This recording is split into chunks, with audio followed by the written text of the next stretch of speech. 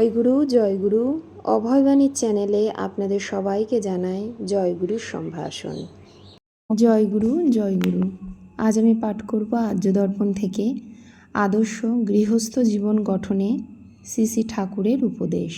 লিখেছেন শ্রীমতী ঝুলন লায়েক। সনাতন ধর্মে মনুষ্য সৃষ্টির ইতিহাস পর্যবেক্ষণ করলে দেখা যায় যে প্রথমে ব্রহ্মা তার 4 মানসপুত্র সনক, সনাতন, সনন্দ ও সনত কুমারকে সৃষ্টি করে সংসার ধর্ম পালন করবার আদেশ দিলেন। কিন্তু তারা পিতৃচরণে প্রণাম করে করজোড়ে নিবেদন করলেন যে তারা সংসারে প্রবিষ্ট হতে পারবেন না, পরন্তু তারা পিতার কাছে তপস্যার জন্য বনগমনের অনুমতি প্রার্থনা করলেন। ব্রহ্মা পুত্রদের এইরূপ কাতরতা দেখে তাদের বনগমনের অনুমতি দিলেন। এরপর ব্রহ্মা গৃহস্থ সন্তান সৃষ্টির মানস সংকল্প গ্রহণ করলেন এবং মরীচি, অত্রি, অঙ্গিরা, পুলস্ত্য, পুলহ, ক্রতু ও বশিষ্ঠ এই সপ্তর্ষি মানসপুত্র সৃষ্টি করলেন। ব্রহ্মার সংকল্প বলে এরা সবাই হলেন আদর্শ গৃহস্থ। এইভাবে পৃথিবীতে আদর্শ গৃহস্থের সৃষ্টি হল। শ্রীমৎ স্বামী সত্যানন্দ সরস্বতী রচিত আদর্শ গৃহস্থ জীবন গঠনে শ্রী শ্রী ঠাকুর নামক গ্রন্থের প্রারম্ভে গ্রন্থাকার লিখেছেন, ঋষি যুগে আদর্শ গৃহস্থই সমাজের নেতা ছিলেন। গৃহস্থভাবে অবস্থান করিয়াও তাহারা ব্রহ্মজ্ঞানী ছিলেন। সমাজে আবার আদর্শ ব্রহ্মজ্ঞানী গৃহস্থ এবং ব্রহ্মবাদিনী নারীর প্রতিষ্ঠা হোক, ইহাই সদ্গুরুর প্রাণের আকাঙ্ক্ষা ছিল। আমাদের পরম আরাধ্য ঠাকুর মহারাজ বলেছেন, আদর্শ গৃহস্থ জীবন প্রতিষ্ঠাই আমার মুখ্য উদ্দেশ্য। দেশে এইটা আগেই ছিল বলে তখন শান্তি আনন্দ ঘরে ঘরে ছিল। দেশ সব দিক দিয়ে শীর্ষস্থলে গিয়েছিল। আজ তা নাই বলেই এত অধঃপতন। প্রাচীন ঋষিগণ প্রবর্তিত পথে চলে তোমরা আবার আদর্শ গৃহস্থ হও, এই আমার আশা এবং আশীর্বাদ। আদর্শ গৃহস্থ হতে গেলে কিভাবে সংসার ধর্ম পালন করতে হবে, শ্রী শ্রী ঠাকুর মহারাজ সেই সম্পর্কে তার গৃহস্থ শিষ্যভক্তদেরকে বহু অমূল্য ও আশাপ্রদ উপদেশ দিয়েছেন। গৃহীদের উন্নতির জন্য জীবনের অধিকাংশ সময় তিনি গৃহীদের সঙ্গে মিলে মিশে তাদের দুঃখ সুখ ব্যথা বেদনার অংশীদার হয়ে সাধনলব্ধ আত্মশক্তি সঞ্চারণের দ্বারা আদর্শ গৃহস্থ জীবন গঠনে তাদের প্রভূত সহায়তা করেছেন। আদর্শ গৃহস্থ জীবন গঠন সম্পর্কে শ্রী শ্রী ঠাকুর বলেছেন কয়েকটি অমূল্য উপদেশ। স্মরণ মনন করার জন্যই এই প্রবন্ধের অবতারণা। শ্রী শ্রী ঠাকুর বলেছেন, তোমরা একত্রে প্রেমের সংসার স্থাপন করো, আমাকে মূলে প্রতিষ্ঠা করিয়া আমার সংসারেই কাজ করো। যেন মনে থাকে প্রত্যেক কার্য ঠাকুরের জন্য অনুষ্ঠিত হইতেছে। ঘরবাড়ি ইত্যাদি সব ঠাকুরের, সংসার ঠাকুরের, তোমরা সেবক মাত্র। তোমাদের প্রত্যেক নিঃশ্বাস যেন ঠাকুরের উদ্দেশ্যেই বহির্গত হয়, অর্থাৎ সব শ্রীগুরু চরণে উৎসর্গ করে তার নিযুক্ত সেবক সেবিকা রূপে নিরাসক্তভাবে সংসার ধর্ম পালন করতে হবে আমাদের। তবেই যাবতীয় গৃহ ধর্ম দিব্যযোগে রূপান্তরিত হবে।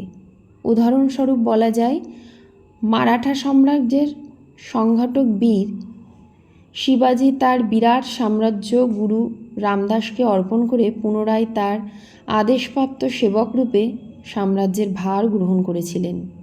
ঠিক তেমনি প্রত্যেক গৃহীকেও তার ঘর বাড়ি বিষয় সম্পত্তি আত্মীয় স্বজন যার যা আছে গুরুচরণে অর্পণ করে তার নিযুক্ত আজ্ঞাবাহী সেবক সেবিকা রূপে সংসার ধর্ম পালন করতে হবে।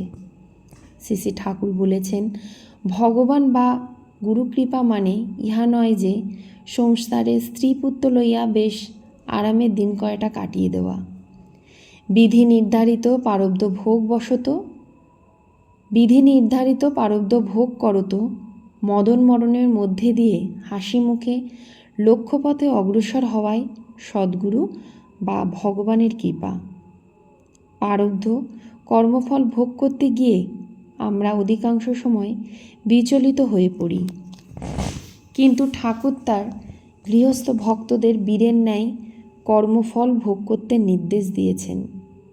কারণ সুখ দুঃখ রোগ শোক বিরহ বিচ্ছেদ সংসারে নিত্যকার ঘটনা, এগুলো আমাদের সকলকে ভোগ করতেই হয়।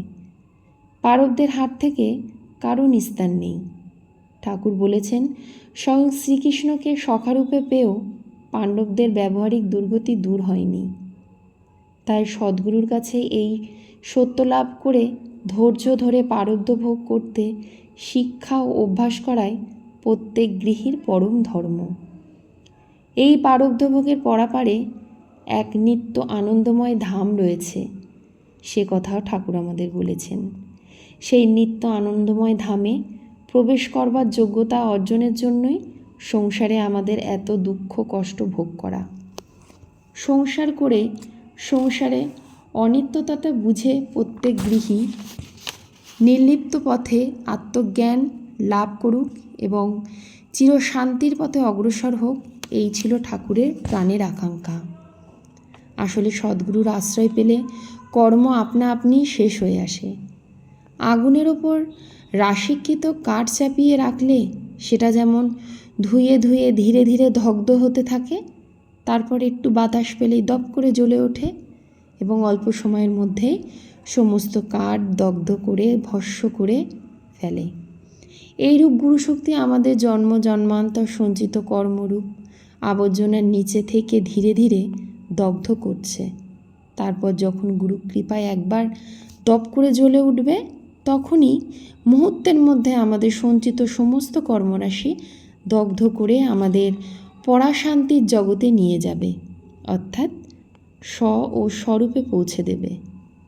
আদর্শ গৃহস্থ জীবন গঠনে শ্রী শ্রী ঠাকুর তার গ্রন্থে শ্রীমৎ স্বামী সত্যানন্দ সরস্বতী মহারাজ লিখেছেন, শ্রী শ্রী ঠাকুর বলতেন, মানব মনের ভগবদ্ভিমুখী গতিরই আদর্শ সমাজের প্রতিষ্ঠা, আর ভগবদ্বিমুখী চিত্তবৃত্তির অনুশীলনেই সমাজের অধঃপতন। এই জন্যই প্রত্যেক শিষ্য হৃদয় দেবতার পবিত্র মন্দিরে পরিণত হোক, এই ছিল পরমাদ্য ঠাকুরের আন্তরিক অভিপ্রায়। পরন্তু ঠাকুর তার শিষ্যের হৃদয় মন্দিরে পুজোর উপকরণ রূপে শ্রদ্ধা ভক্তি আচার নিয়ম নিষ্ঠাকেই দেখতে চেয়েছিলেন। তাই আমাদের দেহ মন প্রাণ শ্রী শ্রী ঠাকুর চরণে নিবেদন করে ব্যাকুলভাবে তাকে ডাকতে হবে, তার নাম গুণ গুণগান শ্রবণ কীর্তন করতে হবে, তার অপরূপ মূর্তি অন্তরে ধ্যান করতে হবে, সর্বত্রভাবেই তার শরণাপন্ন হতে হবে। আমাদের ঠাকুর দয়াল সাগর, যেদিন উপযুক্ত বুঝবেন সেই দিন তিনি অবশ্যই কৃপা করবেন। যার কৃপার পঙ্গু গিরি লঙ্ঘন করতে পারে, মুখ সুবক্তা হয়, বধির শ্রুতিধর হয়, তার কৃপা হলে এক মুহূর্তে সর্ববিষ্ট সিদ্ধ হবে। পরিশেষে আমার হৃদয়ের রাজা শ্রী শ্রী ঠাকুর মহারাজের চরণে ভুলুণ্ঠিত প্রণাম জানিয়ে বলি, আর কিছু নয়, চিরপ্রেমময় তোমারে ভিক্ষা চাই, তোমা ছাড়া আর এই ভিখারির কিছুই চাওয়ার নাই। জয় গুরু, জয় গুরু, শ্রী শ্রী ঠাকুর।